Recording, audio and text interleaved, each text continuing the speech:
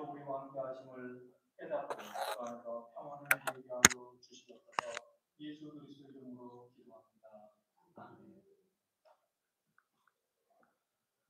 우리 말씀을 찾아보기 전에 잠깐 우리 주님이 누가복음 22장에서 주시는 말씀을 잠깐 먼저 나누게 합니다.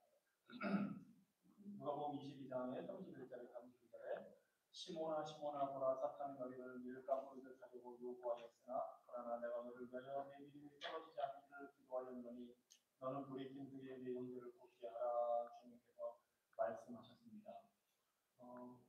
베드로는 예수님을 3번 부인했습니다.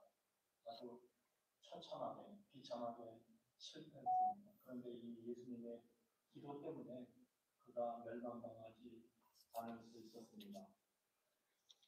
깨닫고 나가서 비통하게 울었고, 그렇지만 오순절날 성령의 역사를 힘입어서 회복되었고 담대하게 복음을 증거할 수 있었습니다. 그 예수님이 오늘날도 우리를 위해서 실패하지 않도록 중보하고 기도하고 계십니다. 로마서 8장에서 누가 정죄하리요 죽을 자뿐 아니라 죽으실 뿐 아니라 다시 살아나신 그리스도 예수시니 그가 하나님 우편에 계신 자요 우리를 위하여 간구하시는 자십니다. 예수님이 하나님 보좌 우편에서 우리를 위해 오늘도 기도하고 계십니다. 주님의 기도는 우리가 믿음에서 떨어지지 않고 멸망당하지 않도록 하시는 것입니다. 예수님은 요한복음에서 이런 말씀을 주셨습니다. 내 양은 내 이름을 들으며 나는 그들을 알며 그들은 나를 따르느니라. 내가 그들에게 영생을 주노니 영원히 멸망하지 아니할 것이요 또 그들을 내 손에서 빼앗을 자가 없느니라. 우리 주님이 영생을 주셨기 때문에 우리는 결코 멸망하지 않습니다. 어느 누구도 우리를 예수 그리스도의 손에서 빼앗을 자가 없기 때문입니다. 그리고 또한 하나님께서 직접 우리의 구원을 위해서 일하시기 때문입니다. 빌립보서에서 너희 안에서 착한 일을 시작하시니가 그리스도 예수의 날까지 이루실 줄을 우리는 확신하노라 고백합니다. 하나님이 우리를 구원하시는 선한 일을 시작하셨고 그것을 완성하신다고 합니다. 그래서 우리가 혼자서만 이 믿음의 싸움을 싸우는 것이 아닙니다. 우리가 싸울 때 하나님이 우리와 함께 싸우시고 이 구원의 선한 일을 이룰 수 있도록 우리와 함께 하십니다. 그냥 우리를 내버려 두지 않으십니다. 너희 안에서 행하시는 이는 하나님이시니 자기의 기쁘신 뜻을 위하여 너희에게 소원을 두고 행하게 하신다. 우리의 구원을 이루시는 것이 하나님의 기쁘신 뜻입니다. 하나님이 우리를 택해서 우리를 불러서 우리를 의롭다 하시고 이제 우리를 성화시켜 가십니다. 그래서 영화의 자리에 이를 때까지 하나님이 일을 이루십니다. 그래서 여러분이 하나님의 자녀라면 하나님이 모든 선한 일에 여러분을 온전하게 하사 자기 뜻을 행하게 하시고 그 앞에 즐거운 것을 예수 그리스도로 말미암아 우리 가운데에서 이루실 것을 우리는 확신할 수 있습니다. 그래서 우리의 믿음과 기쁨 속에서의 인내는 우리 자신의 손에 달려 있는 것이 아니라 궁극적으로 하나님의 손에 달려 있습니다. 그리고 이 믿음의 싸움을 통해서 하나님이 우리 가운데서 일을 하십니다. 구원을 이루십니다. 그가 의롭다고 하신 자들을 또한 영화롭게 하셨느니라. 이미 영화롭게 하셨다고 말씀하십니다. 영화롭게 하실 것이다가 아니라 의롭다고 이미 우리를 의롭다고 우리가 예수님을 믿을 때 하신 그 하나님이 영화롭게 하셨다. 이미 그때 다 이루어 놓으셨다 합니다. 그래서 우리는 좌절할 때도 있고 넘어질 때도 있겠지만 우리는 결코 멸망당하지 않을 것이고 결코 잃어버린 자 되지 않을 것입니다. 주님께서 우리의 선한 목자가 되시기 때문입니다. 그래서 우리 찬송가 569장 선한 목자 되신 우리 주 함께 찬양합니다. 통일 찬송가로는 442장입니다.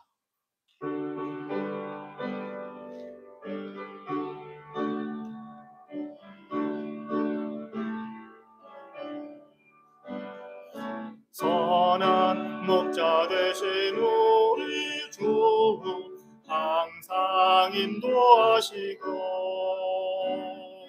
푸른 풀밭 좋은 곳에서 우리 먹여주소서. 선한 목자 구세주여 항상 인도하소서. 선한 목자 구세주여 항상 인도하소서. 양의 문이 되신 예수여 우리 영접하시고 길을 잃은 양의 무리를 항상 인도하소서. 선한 목자 구세주여 기도 들어주소서. 선한 목자 구세주여 기도 들어주소서. 흠이 많고 약한 우리를 용납하여 주시고 주의 넓고 크신 은혜로 자유롭게 하셨네. 선한 목자 구세주여 지금 나아갑니다. 선한 목자 구세주여 지금 나아갑니다. 일찍 주의 뜻을 따라서 살아가게 하시고 주의 크신 사랑 베푸사 들어가게 하소서. 선한 목자 구세주여 항상 인도하소서. 선한 목자 구세주여 항상 인도하소서.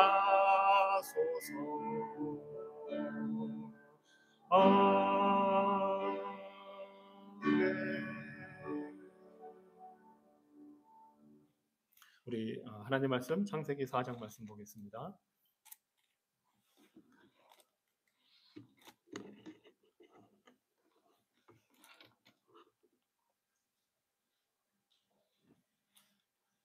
창세기 4장 1절로 15절까지 먼저 좀 제가 읽겠습니다. 창세기 4장 1절로 15절. 아담이 그의 아내 하와와 동침하매 하와가 임신하여 가인을 낳고 이르되 내가 여호와로 말미암아 득남하였다 하니라.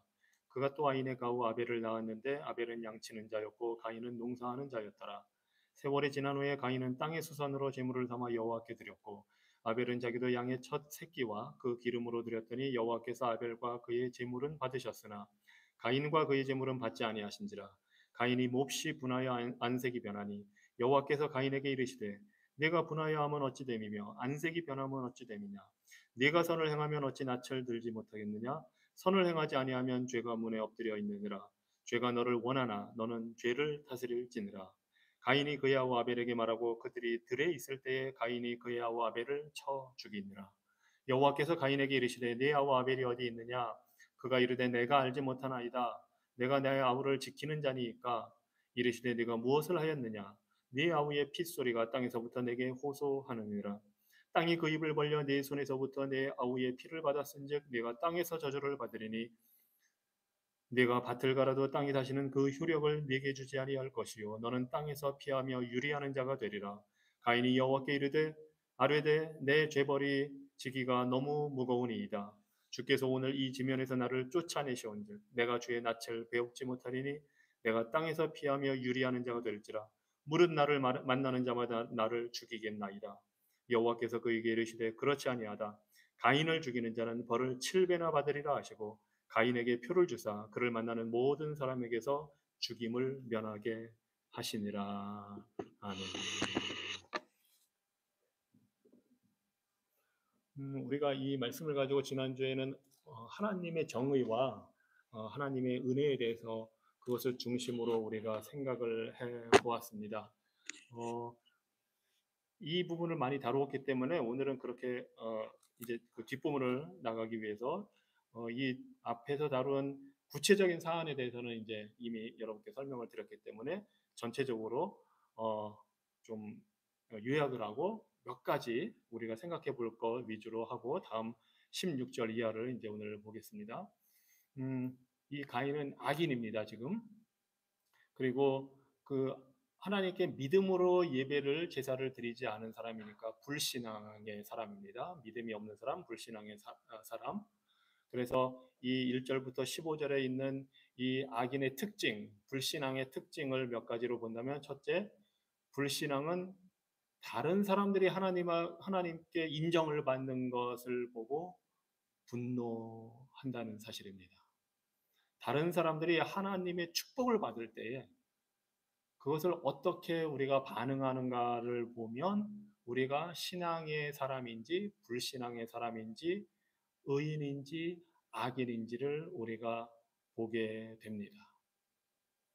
여러분은 어떻습니까? 우리는 어떻습니까? 다른 사람이 하나님께 뭔가 더 복을 받고 인정을 받는 것처럼 여겨질 때 교회에서 같이 신앙생활 하는데 누군가 더 복받고 잘 되는 것 같을 때에 가인은 하나님이 아벨의 제사를 받으신다는 사실을 보고 지금 분노했거든요. 그것이 악인의 반응이고 불신앙의 반응이고 그 악인은 마땅히 자기도 인정을 받아야 된다고 생각하는 자기 의에 가득 차 있었기 때문에 아벨이 인정받는 것을 받아들일 수가 없었습니다. 이것이 불신앙의 모습, 자기 의로 가득 차 있는 사람의 모습입니다. 지난주에도 말씀드렸지만 바리새인과 세리에 의해서 바리새인은 나는 의롭고 하나님의 인정과 사랑과 축복을 받아 마땅하다 생각하기 때문에 그렇지 않은 사람들을 무시하고 가인의 경우는 분노했습니다. 이것이 불신앙의 모습입니다. 둘째로 불신앙은 이 가인의 모습을 보면서 우리가 알 수 있는 사실인데 죄에 대한 경고를 무시합니다. 하나님이 분노하지 말아라. 너 분노했는데 지금 죄가 악이 너를 잡아먹으려고 웅크리고 있다. 너를 원한다. 하지만 너는 것을 다스려야 된다. 말씀해 주셨는데 그 경고를 듣지 않습니다.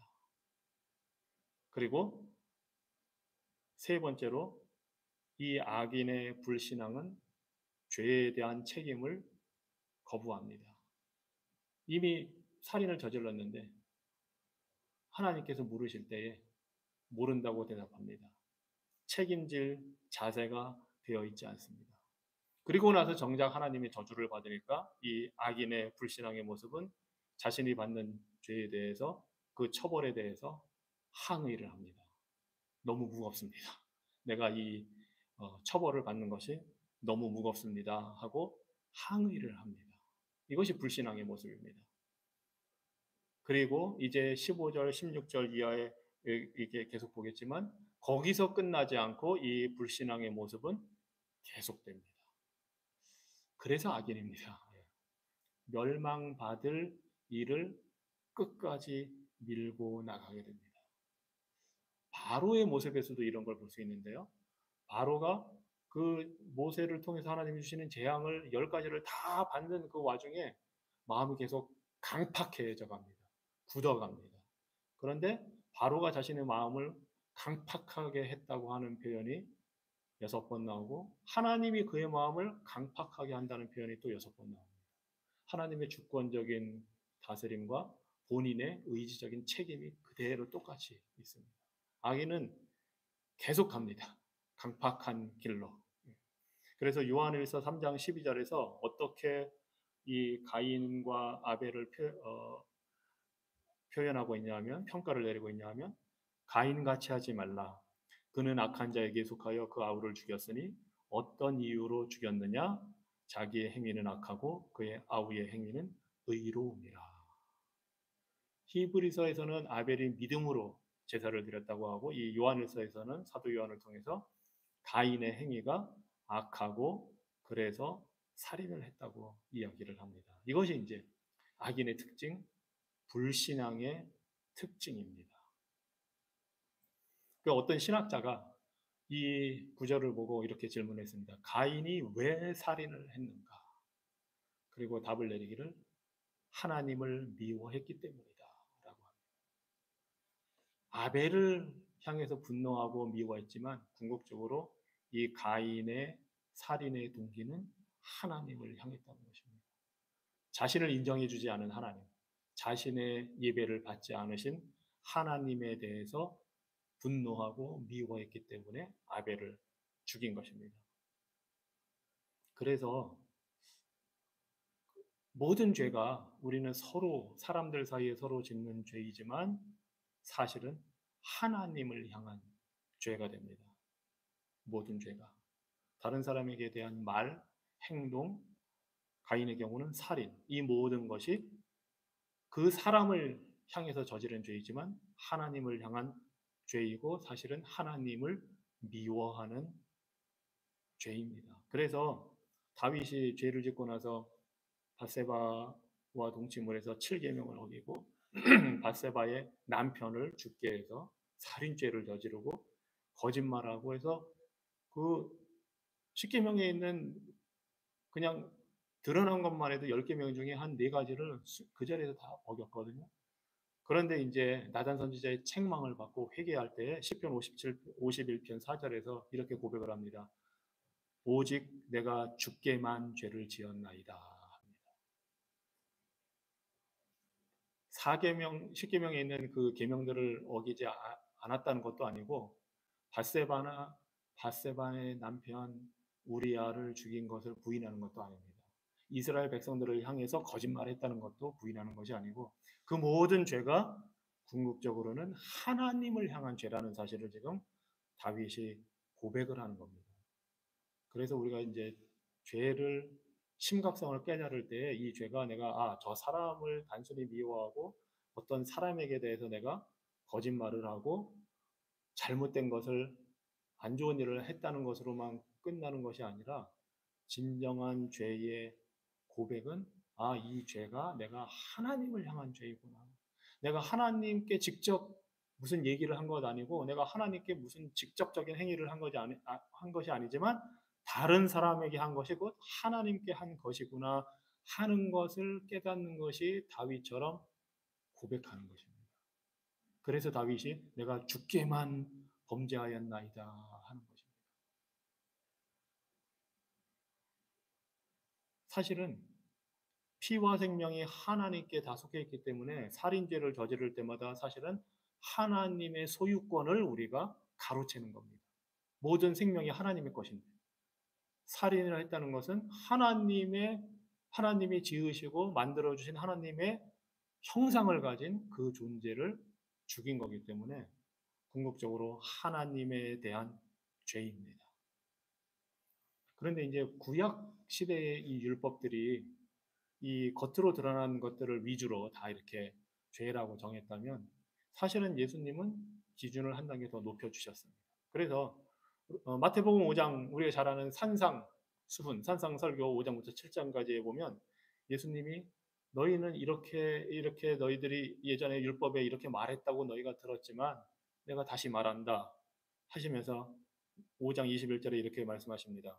옛사람에게 말한 바 살인하지 말라 누구든지 살인하면 심판을 받게 되리라 하였다는 것을 너희가 들었으나 나는 너희에게 이르노니 형제에게 노하는 자마다 심판을 받게 되고 형제를 대하여 라가라 하는 자는 공회에 잡혀가게 되고 미련한 놈이라 하는 자는 지옥불에 들어가게 되리라 하십니다. 그러니까 형제 자매, 이웃 여기서는 같은 유대인 대상이니까 노하는 자마다 지금 가인의 죄를 똑같이 지금 범하는 거예요. 분노하는 거. 그리고 형제에 대해서 욕하고 안 좋게 얘기하고 미련하다고 하고 이렇게 하면 살인죄를 지은 것과 똑같은 죄이기 때문에 지옥불에 들어가게 된다고 우리 주님이 말씀하십니다. 큰일 났습니다, 우리 모두. 내가 직접 사람을 죽인 일은 없는데 이 말씀을 들으면 뜨끔해집니다. 뜨끔해지는 게 아니고 사실은 충격을 받아야 됩니다.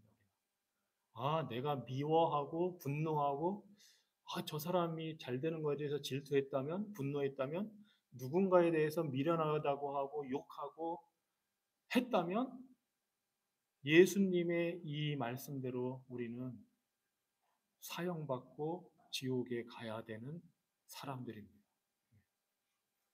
그래서 예수님이 은혜 착각하는 것 중에 하나가 구약은 진노의 하나님 막 이렇게 하나님이 뭐 벌 내리시고 진노하시고 심판하시는 것처럼 이해하고 신약에서는 예수님이 하나님의 사랑을 보여줘서 우리를 구원하신다고 흔히 이렇게 이분법적으로 생각하는 사람들이 생각보다 많이 있습니다. 그래서 구약의 율법은 이미 끝났고 우리는 그 율법을 지키지 않아도 되고라든가.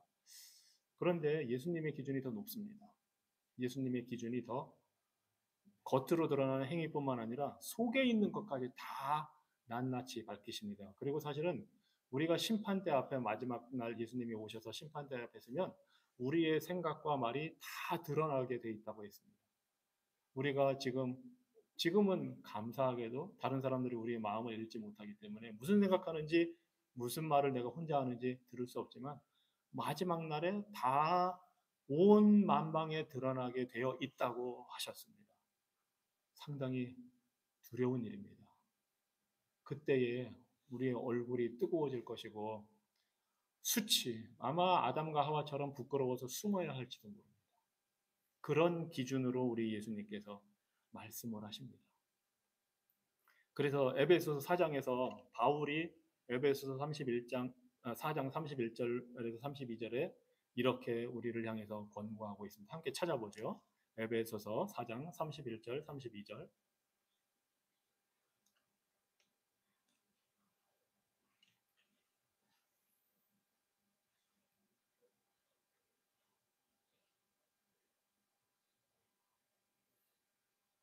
에베소서 4장 31절 32절 제가 읽겠습니다. 너희는 모든 악독과 노함과 분냄과 떠드는 것과 비방하는 것을 모든 악의와 함께 버리고 서로 친절하게 하며 불쌍히 여기며 서로 용서하기를 하나님이 그리스도 안에서 너희를 용서하심과 같이 하라.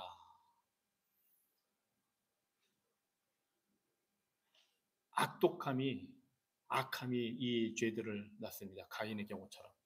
그래서 노하는 것, 막 격분하는 것, 또 분내는 것, 아주 적대적으로 지금 그 상대방에 대해서 적대심을 품고 있는 것, 그리고 떠드는 것은 정말 그 상대방에 대해서 큰 소리로 안 좋은 것들을 막 얘기하는 겁니다. 아니면 자기의 감정을 막 그냥 쏟아내는 겁니다.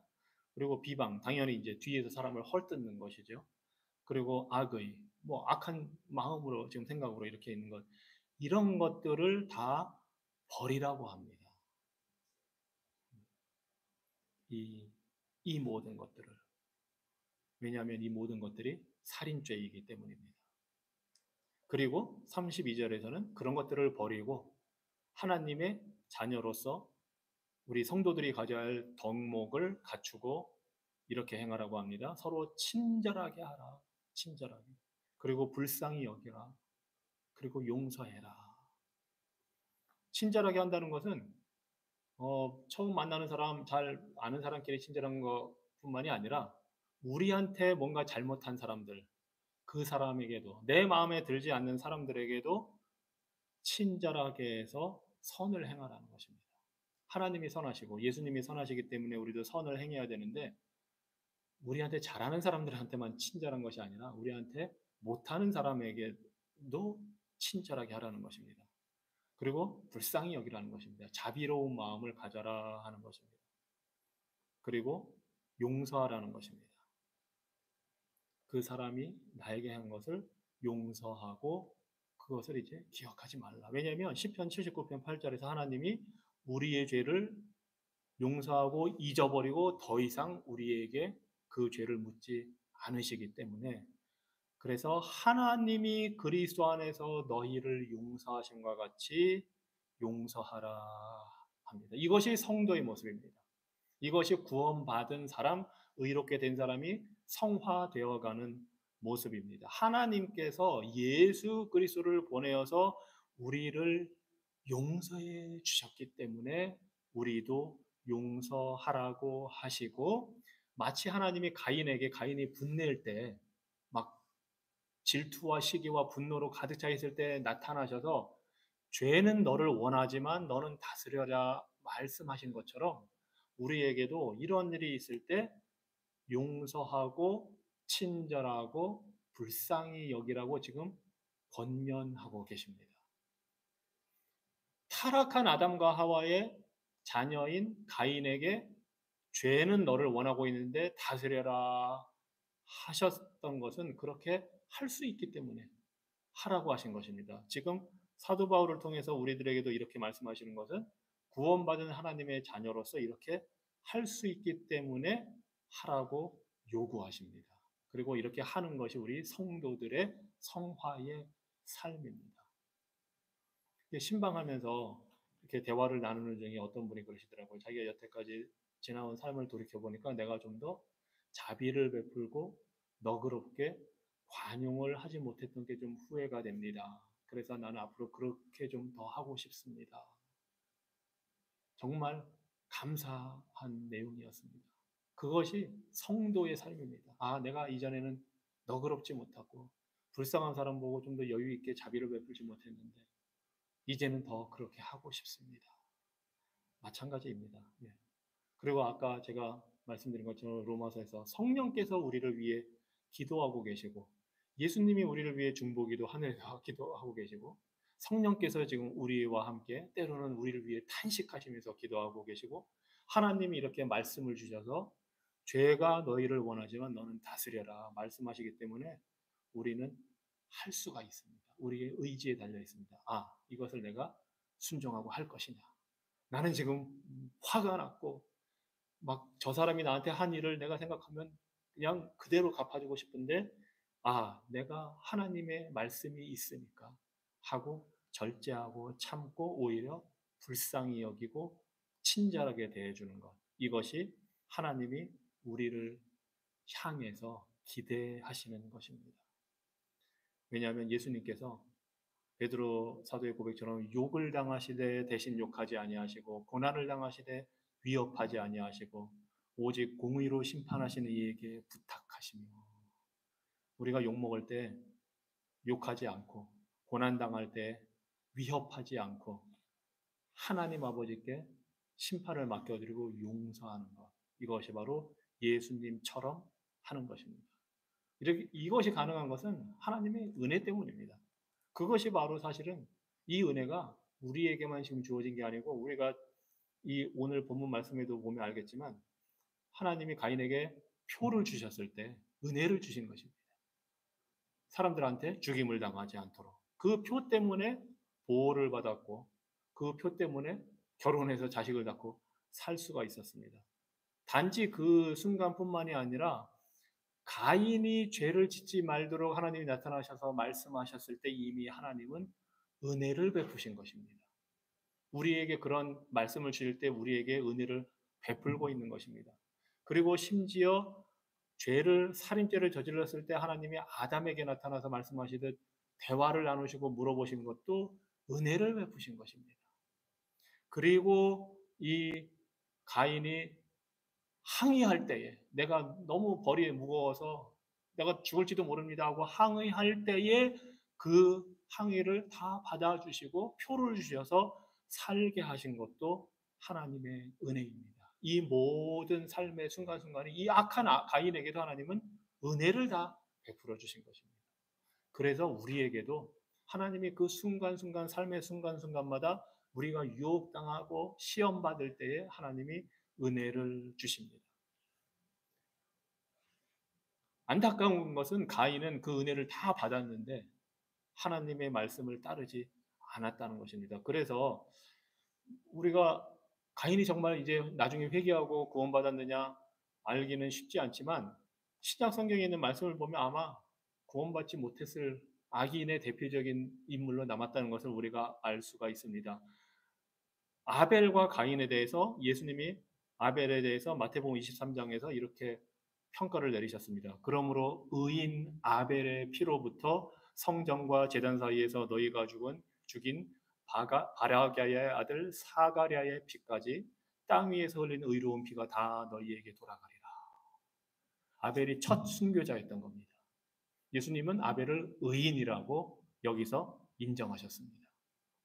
그 아벨부터 수많은 선지자들, 죽임당한 순교자들의 피가 다 의인의 피라고 하시면서 그 흘린 피가 하나님께 호소하고 있고 그 피를 흘리게 한 너희 머리로 이 모든 심판이 돌아갈 거다. 주님이 말씀하십니다. 그리고 유다서에서는 11절에 가인에 대해서 평가를 내립니다. 화 있을진저 이 사람들이여 가인의 길에 행하였으며 삭슬 위하여 발람의 어그러진 길로 몰려갔으며 고라의 패역을 따라 멸망을 받았도다. 이 유다서를 쓸 당시에 그 교회에 말하자면 들어와 있는 거짓 그리스도인들, 거짓 선생들을 가리켜서 가인의 길로 갔다. 그리고 발람은 그 발락 왕이 이스라엘을 저주해 달라고 했을 때 마지못해 가서 처음에는 흔쾌히 갔죠. 근데 하나님이 막으시니까 마지못해 저주 대신에 축복의 말을 전했지만 나중에는 어떻게 이스라엘을 타락시킬지를 가르쳐줘서 이스라엘이 타락해서 수만 명이 죽게 만든 장본이 됩니다. 이 발람은 돈을 위해서 이런 일을 했습니다. 그리고 고라는 모세에게 지도력에 대항해서 되들었다가 하나님의 심판을 받고 멸망을 당했습니다. 가인, 발람, 고라 다 멸망을 받았다고 합니다. 그래서 아마 가인은 이 멸망의 길로 쭉 갔을 것입니다. 자, 그러면 하나님이 이 가인에게 주신 표가 무엇일까? 도대체 어떤 표를 주셨길래 우리는 정확하게 그 표가 뭔지 모릅니다. 하나님이 뭐 어디 보이게 이 신체에다가 주셨는지 무슨 징표를 주셨는지 정확한 것은 알 수가 없습니다. 확실한 것은 표를 주셨기 때문에 가인이 죽지 않고 살아서 오랫동안 살았고 자녀를 낳았다는 사실입니다. 그런데 이 표가 이 가인에게만 주어진 것이 아닙니다. 이런 표가 에스겔에 보면 하나님이 이마에 표를 주라고 하는 장면이 나옵니다.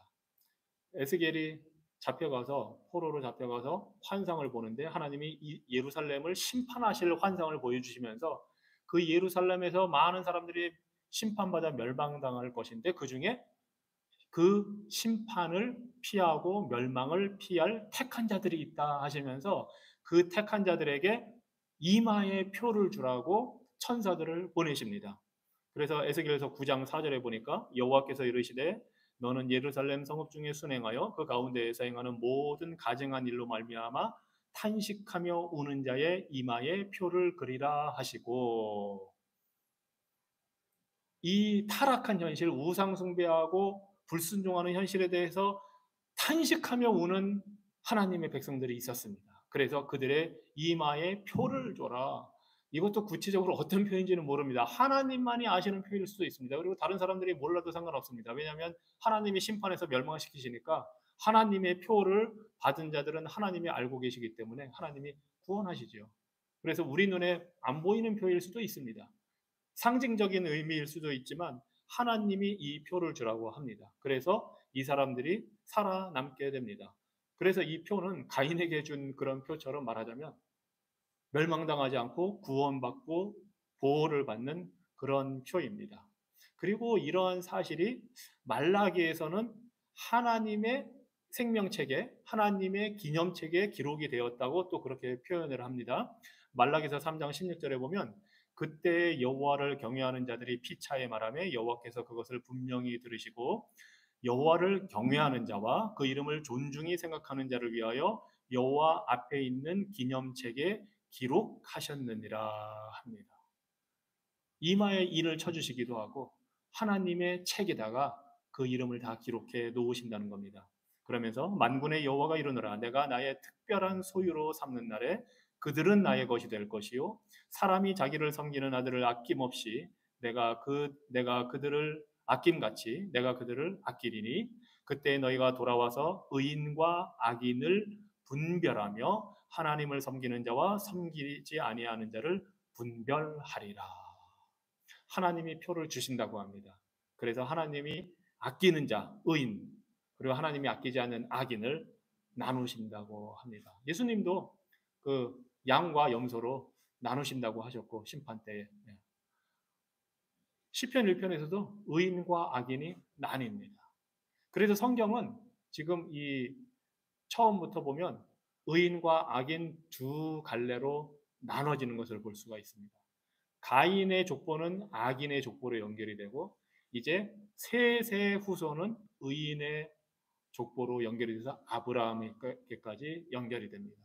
그래서 성경의 중요한 주제 중에 하나는 지난주에는 우리가 본 게 하나님의 언약이 성경의 핵심 주제, 관통하는 주제라는 걸 봤고 그 다음에 그것이 우리는 하나님 중심으로 해야 된다는 것을 봤고 오늘 또 우리가 알게 되는 것은 하나님이 택한 하나님이 아끼는 의인이 있고 하나님이 택하지 않은 악인 하나님의 택함을 받지 못한 그 악인의 무리가 두 개로 갈라져 있다는 것을 우리가 볼 수 있고 이것이 계속 싸웁니다. 악인은 항상 의인들을 멸망시키려고 하고 유혹하고 타락하게 만들고 그리고 하나님이 주신 3장 15절에서 주신 여인의 후손이 이 의인의 족보를 통해서 나오는데 어떻게든 이 족보를 끝내려고 공격을 합니다. 사탄이. 그래서 이스라엘 백성이 애굽에 가 있을 때 남자아이들을 싹 죽여서 없애라고 바로가 명령을 합니다. 그러면 이제 배가 끊기는 겁니다. 그러면 창세기 3장 15절에 하나님이 약속하신 여인의 후손으로 올 수 있는 아들이 없게 되는 겁니다. 배가 끊어져 버리니까. 그때뿐만이 아닙니다. 계속 이런 공격이 진행이 됩니다. 그래서 하나님이 가나안을 정복하고 나서 그들을 진멸하라 하셨을 때에 단순히 그냥 아무 이유 없이 하나님이 그런 명령을 내리시는 것이 아닙니다. 그리고 이제 우리가 창세기 6장에 가서 보면 알겠지만 사실은 이 타락한 악인의 후손의 영향력이 훨씬 커져서 결국 의인들을 다 타락시키는 쪽으로 끌고 들어갑니다. 그리고 남은 자가 결국 노아와 8명 가족밖에 없습니다. 그런데 신약에서도 이 인을 친다는 표현이 나옵니다. 하나님의 택한 백성들에게 즉 예수 그리스도 안에서 자비를 받은 자들에게 성령의 인을 쳐주신다. 하나님의 이름을 인쳐주신다 합니다. 그래서 고린도후서 1장 22절에 보면 그가 또한 우리에게 인치시고 보증으로 우리 마음에 성령을 주셨느니라. 도장을 찍는다는 겁니다. 하나님이 내 거다 하고 딱 우리를 도장 찍어서 성령을 주셔서 보증을 해주셨다 합니다. 또 에베소서 1장 13절에서는 그 안에서 너희도 진리의 말씀 곧 너희의 구원의 복음을 듣고 그 안에서 또한 믿어 약속의 성령으로 인치심을 받았으니 그거 보면 구약에서 택한 자들을 위해 하나님이 인을 쳤다 할 때는 성령의 인을 치신 것이라고 우리가 추측할 수 있습니다. 왜냐하면 신약에서는 명백하게 성령으로 인쳤다 합니다. 그리고 우리가 이제 계시록에 가면 이 이야기들이 계속 나옵니다. 계시록 7장 3절에 보면 이르되 우리가 우리 하나님의 종들의 이마에 인치기까지 땅이나 바다나 나무들을 해하지 말라 하더라. 하나님이 이제 마지막 심판을 보내실 텐데 그 심판이 언제 올 것이냐?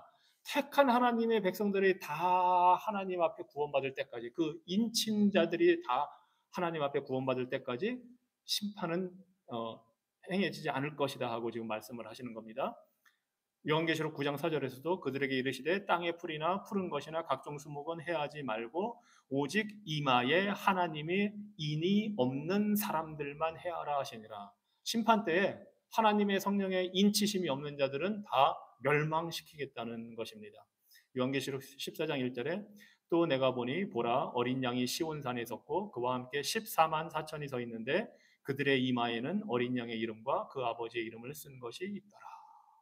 14만 4천은 상징적인 숫자입니다.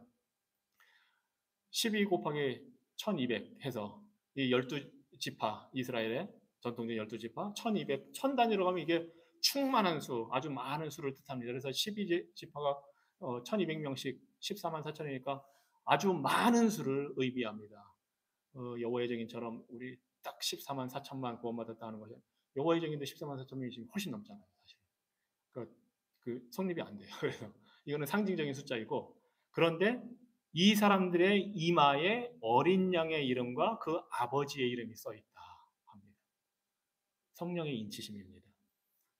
요한계시록 22장 4절에는 그의 얼굴을 볼 터이요 그의 이름도 그들의 이마에 있으리라.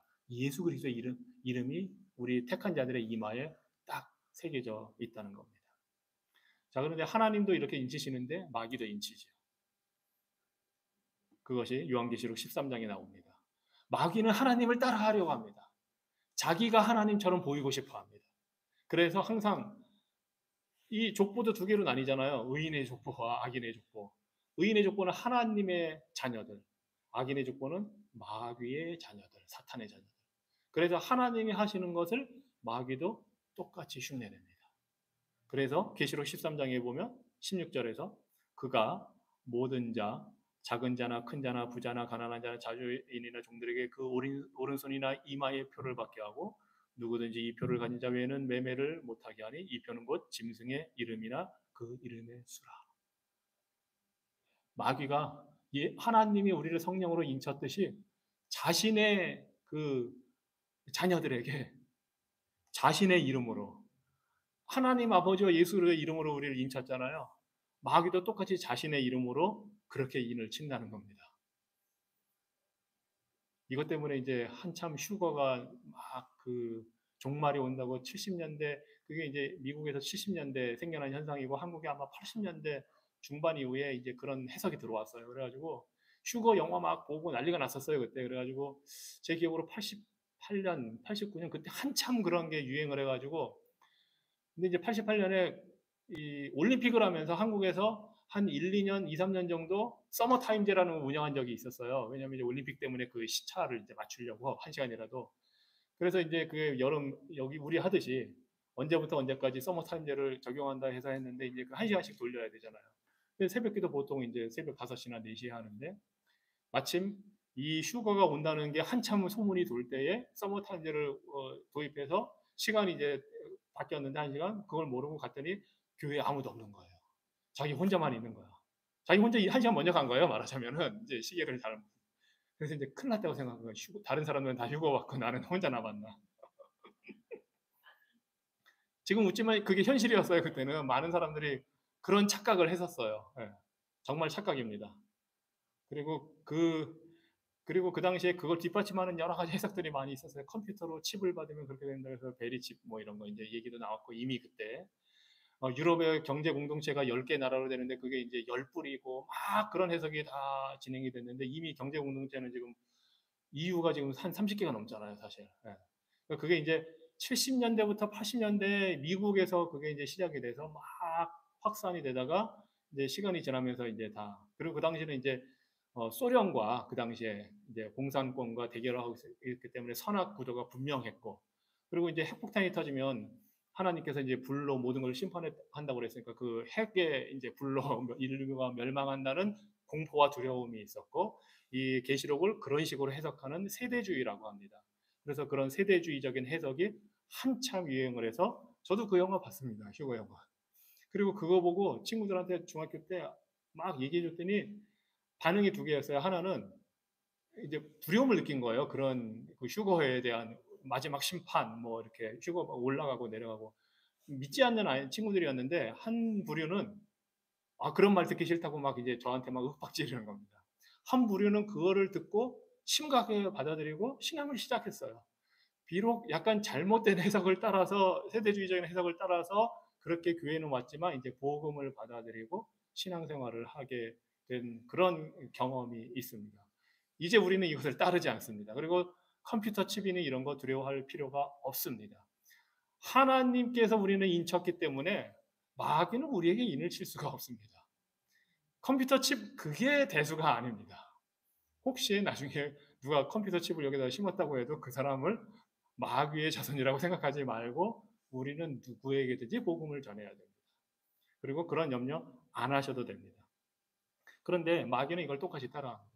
그리고 사실 마귀가 제일 똑같이 카피를 잘하는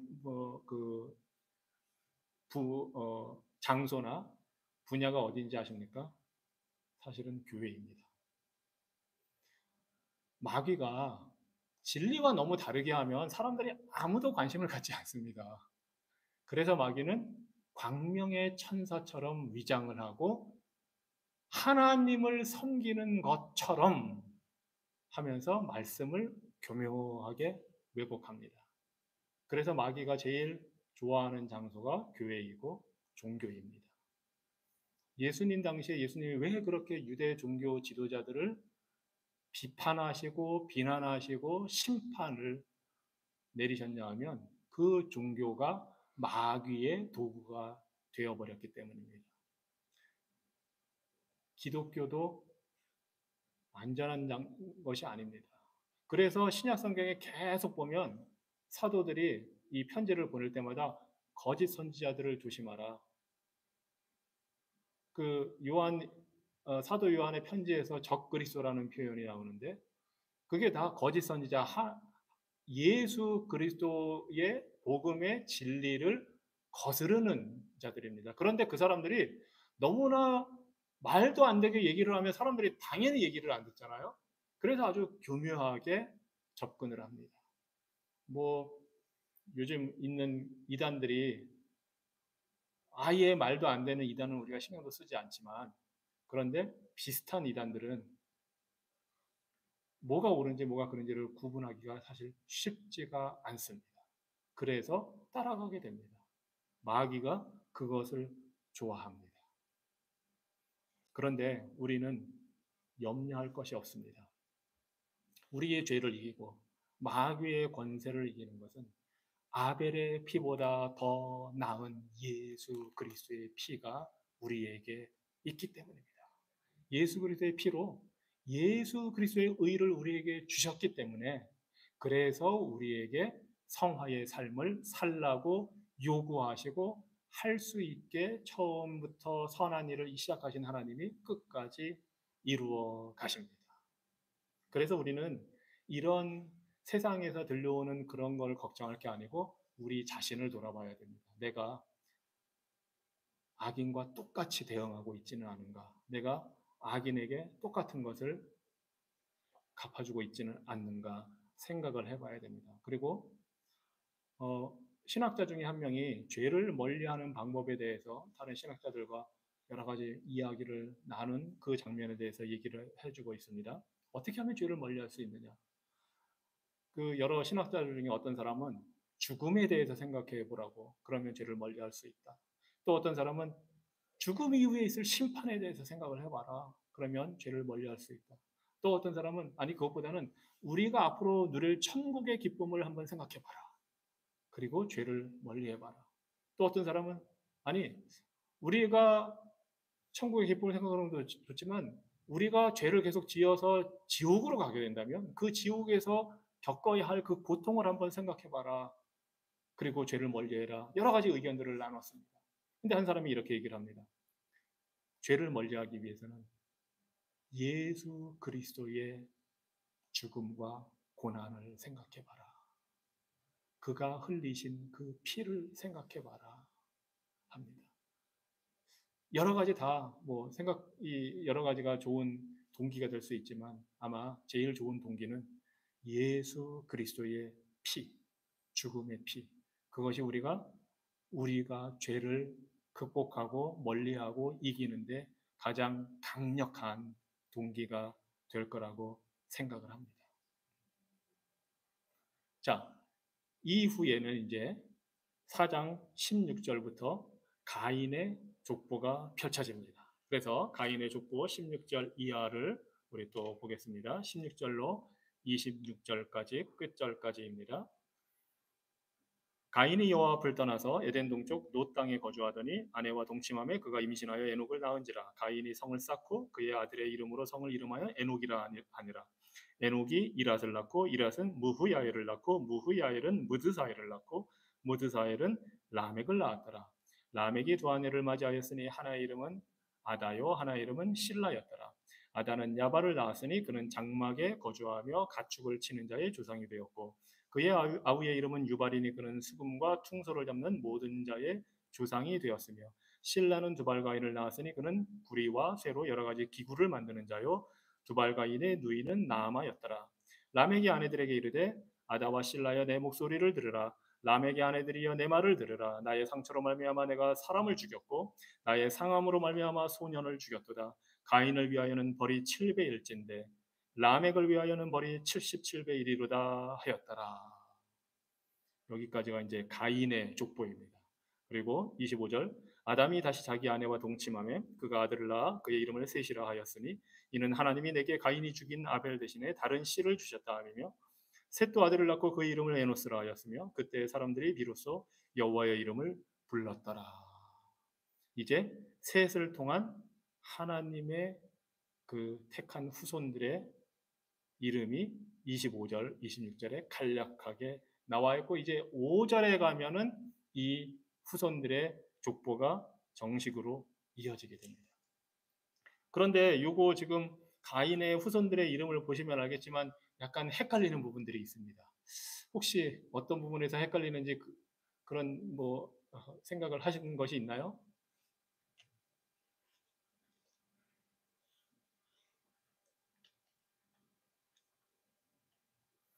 여기 나오는 사람들 이름이 5장 가면 또 나옵니다.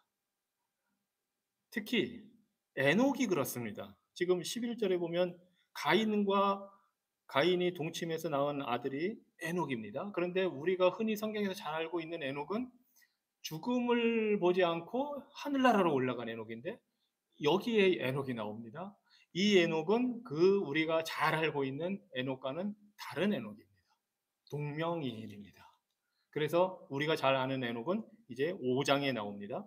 그리고 또 라멕이라는 이름이 지금 우리가 읽은 이 22절, 19절, 18절부터 나오죠. 라멕. 이 라멕이라는 이름이 또한 동명이인이 5장에 또 있습니다. 예. 그래가지고 이제 이 두 사람을 헷갈려 하시면 안 됩니다. 다른 사람들입니다. 똑같은 이름을 가진 사람들이 한 명은 의인에 속해 있고 한 명은 악인에 속해 있습니다. 겉으로는 구별이 안 된다는 겁니다, 사실은. 예. 똑같은 사람입니다, 사실. 이름도 똑같고요. 예. 살던 시대도 비슷하고, 아마 동시대에, 같은 시대에, 아마 같은 지역에서 살았을 수도 있습니다. 그래서, 이 사람도 라멕, 저 사람도 라멕이고, 이 사람도 에녹이고, 이 사람도 에녹이고. 그리고 심지어, 음, 이 셋의 아들 이름을 에노스라고 했잖아요. 에녹이랑도 또 비슷합니다. 예, 에녹, 에노스. 그리고 여기 보면 무후야엘, 무드사엘 이런 이름이 나오는데 우리가 잘 아는 대로 5장에 가면 이런 비슷한 이름들이 또 있습니다. 그래서 비슷한 이름 동명이인이 4장과 5장에 나오고 이들은 겉으로는 구분되지 않습니다. 근데 아까 제가 얘기를 나눈 것처럼 하나님의 인친자와 마귀의 인친자 이렇게 나눌 뿐입니다. 그런데 그 인이 무엇인지는 겉으로는 드러나지 않으니 알 수가 없습니다. 우리가 하나 알 수 있는 것은 그들의 행위를 보고 알 수 있지요. 하나님의 그 말씀을 들었을 때 거기에 순종하느냐 아니면 순종하지 않느냐. 그래서 26절에 보면 셋도 아들을 낳고 그의 이름을 에노스라 했으며 그때 사람들이 비로소 여호와의 이름을 불렀더라 합니다.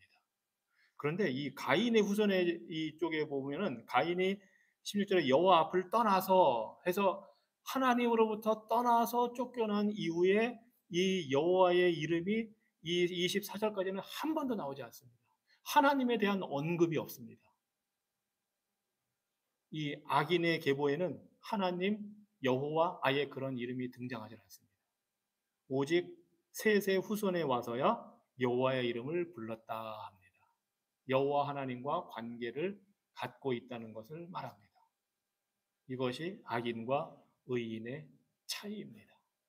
하나님의 인침을 받은 자와 마귀의 인침을 받은 자의 차이이고 하나님의 택함을 받은 사람들과 그렇지 못한 사람들, 의인과 악인, 선인과 악인의 차이입니다. 이 차이에 대해서는 우리가 다음 주에 가인의 자손 좀 더 살펴보겠습니다. 이 가인의 자손의 모습을 통해서 우리가 사실은 생각해 볼 게 여러 가지가 사실은 있습니다. 이들은 문화를 처음으로 문명을 만든 사람들로 나오고 있고, 그리고 이 문명을 통해서 어떻게 이들이 발전했는가를 보여주고 있습니다. 그리고 이들이 세운 문명이 하나님의 백성들과 어떻게 대비가 되는지 또 보여주고 있습니다. 그래서 두 족보 사이에 비슷한 점도 많고, 그렇지만 분명히 다른 점이 있다는 것을 이 가인의 족보를 통해서 셋의 족보와 대비하고 대조해서 우리가 살펴볼 수 있습니다. 오늘은 여기까지 하고 마치도록 하겠습니다. 기도하겠습니다. 하나님, 오래전 옛 역사를 통해서 하나님께서 택하신 그 의인들과 하나님의 그 말씀을 듣고도 거부하고 악을 행하는 택함받지 못한 악인의 모습을 우리가 봅니다. 무엇보다 하나님의 말씀에 순종하는지 믿음으로 따라가는지가 선인과 악인을 나누는 중요한 기준임을 우리가 봅니다.